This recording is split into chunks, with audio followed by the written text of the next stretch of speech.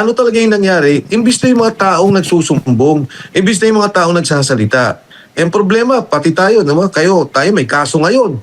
Eh wala naman kayong ginawa doon sa kasong yun, kundi magtanong. Ano ba itong nalalaman ninyo? Ano ba itong mga sinasabi ninyo para malaman ng taong bayan? Yung ba masama? Yung ba cyber libel na? Yan ang nangyayari sa atin ngayon. Martial law. Ginigipit yung nagsasalita sa korupsyon. Pero yung mga corrupt, yung mga involved, ang dami na sinabi ng contractor, 67. May binanggit si Sindiskaya ng mga contractor. May binanggit dito ngayon sa affidavit ng 18 Marines na tumatanggap ng pera. May narinig ba tayong inimbestigahan o pinatawag man lang? Wala. Protektado. Matindi po ang kasama natin ngayon wala siya sa studio. Sino yan? Kasama natin siya via Zoom. Sino yan? Ay, malupit ito. Balita ko, nagbabayad daw to eh. Yun ang sinasabi nila, mga fake news nila, nagbabayad daw to ng 5 milyon. milyon ha. Oo. Tingnan Sana- natin kung totoo yan. Sana maambunan Oo. tayo, no? Kasama natin ngayon via Zoom si Mike Defensor, dating Congressman Mike Defensor. Magandang gabi sa'yo, Kong Mike. Congressman Mike, kamusta ka na? Yes. Sa Nakamute lahat yata po si ng Kong aking Mike. mga kakosa, mga future kakosa, ang banateros, Uy, huwag naman, magandang gabi po Kong sa Mike. inyo lahat. Wag naman. Huwag Kong Mike. naman, Kong Mike. Walang Maawa ka naman sa amin, may kapansanan ako. Hindi, kapag may kapansanan, siya yata ang kauna-unahan, di ba? Dahil una sa Oo. pila yan, Kong Mike eh. Di ba? Oo. Si Sir Jack. Pero Kong Mike, ako, napakainit ng mga nangyayari ngayong araw na ito. Supposedly, balita namin, meron dapat gaganapin na hearing ng totoong Senate Blue Ribbon Committee ni Senator Cayetano and Senator Pia Cayetano at Subcommittee Chairman Marcoleta. Bakit po hindi natuloy yan? Kasi ina-anticipate po ng tao yan eh. Sabi nila meron daw bukod doon sa 18 na Marines. 18 Marines ha? Tinasabi nila dito. Yes. 18 basurero, kargador. Regardless, para sa atin, magigiting na mga Marines ito nagsilbi ito sa bayang Pilipinas.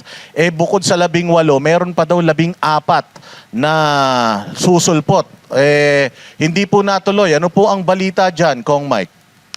Tama, Boss Dada, kagulat-gulat yung nangyari dahil nung nagkaroon ng hearing nung una, nagsalita yung ating 18 na mga kasundaluhan, 14 dyan yung Marines.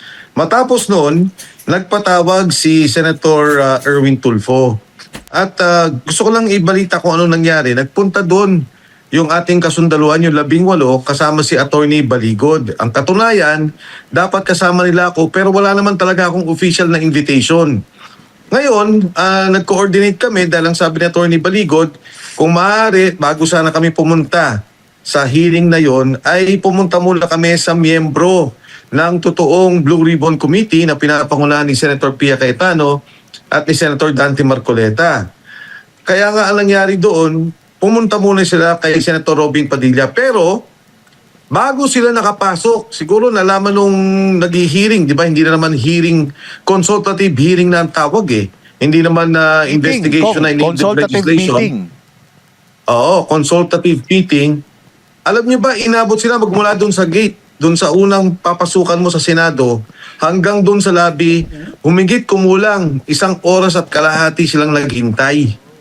Kaya ang nangyari, pagdating nila, nung nakapasok na sila, kinuha sila ni Senator Robin Padilla, nagkaroon ng press conference na sinabi lang nila na kinikilala namin ang komite ni Senator Cayetano at Senator Marcoleta, ngunit hindi kami natatakot at hindi kami aatras sa anumang patawag, anumang meeting, anumang pakipagpulong na hinihingi yung sinasabing katotohanan na nalalaman nila tungkol dito sa pagdi-deliver ng pera ng maleta. Pero nagulat sila, siguro mga 11 pa lang ata yun o 11, bago mag-lunchtime eh. Biglang hininto ang hearing at hindi na nga sila pinagsalita, hindi na sila hinarap, hindi na tinanong yung mga, di ba, ang nangyari parang puro paninira ang ginawa sa kanila, ay hindi na sila binigyan ng pagkakataon na makapagsalita pa. Patapos noon, sabi, sige, may 14 pang lalabas. Dapat ngayong araw yun. Kaya nga, pasensya na kayo sa aking mga kosa, ang banateros, dahil hindi ako nakapunta dyan.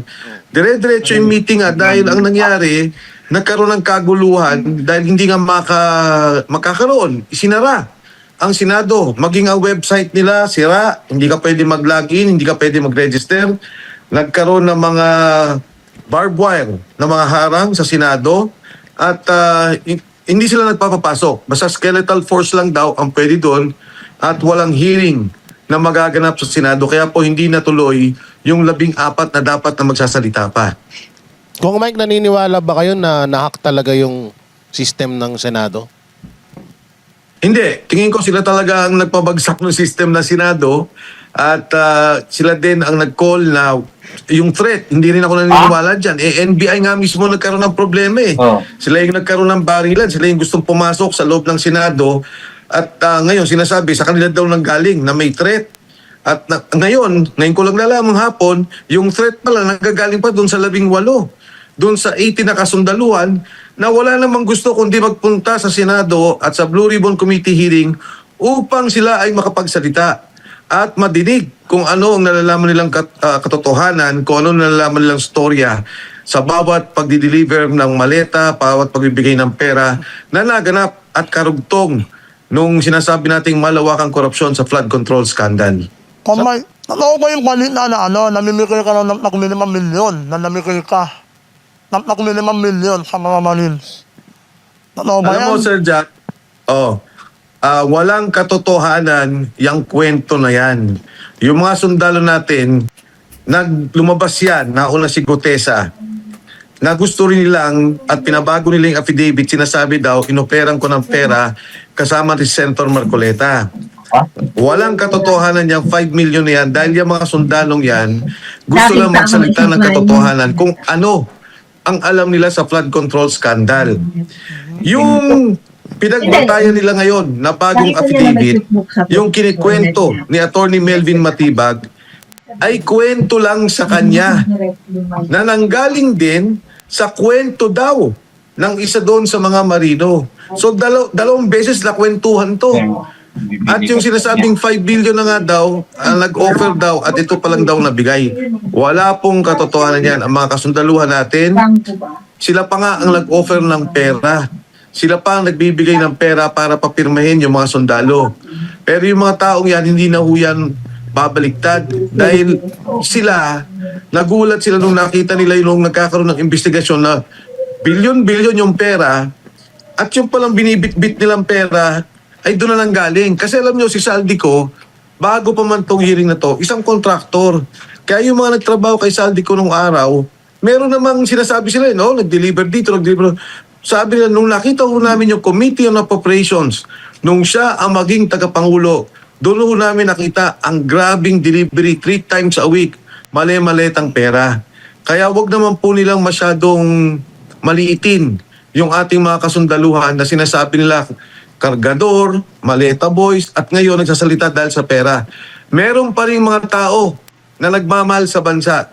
Meron pa rin tao na nagmamahal sa kinabukasan ng Pilipino. At kayo mga banateros, isa kayo dyan. Alam ko, sunod-sunod ang kaso nyo, ginigipit kayo, iniipit kayo. Pero patuloy pa rin kayo nagsasalita para sa katotohanan at para sa korupsyon. Nalabanan natin at pagbayarin natin yung mga nagnakaw, ikulong yung mga dapat ikulong nagnakaw sa kaban ng bayan. Yun nga kung may inom na ako nawa di ba? Kasi ilang beses ka na namin nakasama, kahit 1,000, di mo ko inaabutan eh. Nagtatampo pala eh. Kuripot pala to. Kuripot si Comay, kaya hindi ako naniniwala kay Matlimag. Nagbili ko na ni Comay ng 5 milyon. Sir Jack, inoperang kita nung ice cream nung hindi pala kita nakita sa Senado. Nakita mo ko sa labas, magkalianom na. Parang iniwasan ka eh, kasi mukhang manghihingi ka eh. Mamihili ako, iniwasan mo lang ako, Comay. Yung ano ba, akong Mike, yung sinasabi ni Matibag, may ebidensyang pinapakita? May ebidensya Yung, ba siyang nilabas? O chismis Yun lang? nga, nakita ko yung affidavit ko, J. Ang nangyari kasi nung sa Senado, binanggit ni Senate President Alan Peter Cayetano, sabi niya, may sinasabi, sabi niya, si Attorney Marites Matibag na nag-offer daw ng 5 billion si Mike Defensor. Sinengasan niya ako, sabi niya, gusto mong umupo. Sabi niya, pagsalitain natin si Mike. Tapos pinagsalita na yung mga sundalo na yung isa pa nga naiyak na doon, yung binanggit ko yan, no, na may sakit yung anak ng isa, may kaso yung tatay ng isa. Tapos biglang si Sergeant Manalansan, sabi niya, kung may pera ako, napagumot ko sana yung kapatid ko may cancer. So biglang nag-iba na yung topic. Nung nakita ko na yung affidavit, ang nakalagay doon, meron daw isang tao nakausap na nagsabi sa kanila, nakausap daw yung isang marino, at sinabi daw nga na by 5 million. Kaya kung titingnan mo, kung sila magpa-file ng kaso ang NBI o kung sino man, kinuwento sa kanila, nang may nagkwento sa kanila, doble. Na talagang nakakagulat nga, sabi ko, sayang naman tong NBI. Sana ginagamit nila yung kanilang poder, ginagamit nila yung kanilang mga agents. Ano-ano ba yung sinabi? Nag-deliver kami kay Martin Romualdez. Sana kunin nila yung security log ng subdivision na yon. Kunin nila yung mga CCTV. Di ba sabi, nagkaroon ng investigasyon.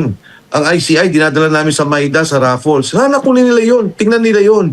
Tapos meron doon na yung mayordoma ni Speaker Martin, Nandoon din yung may isang tao doon na nag-aayos ng maleta, may video, bayo ni Speaker Martin.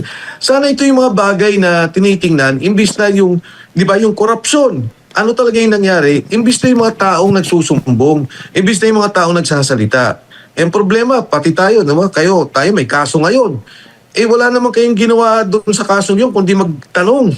Ano ba itong nalalaman ninyo? Ano ba itong mga sinasabi ninyo para malaman ng taong bayan? Yung ba masama? Yung ba cyber libel na? Yan ang nangyayari sa atin ngayon. Martial law. Ginigipit yung nagsasalita sa korupsyon. Pero yung mga corrupt, yung mga involved, ang dami na sinabi ng contractor, 67. May binanggit si Sindiskaya ng mga contractor. May binanggit dito ngayon sa affidavit ng 18 Marines na tumatanggap ng pera. May narinig ba tayong inimbestigahan o pinatawag man lang? Wala. Protektado.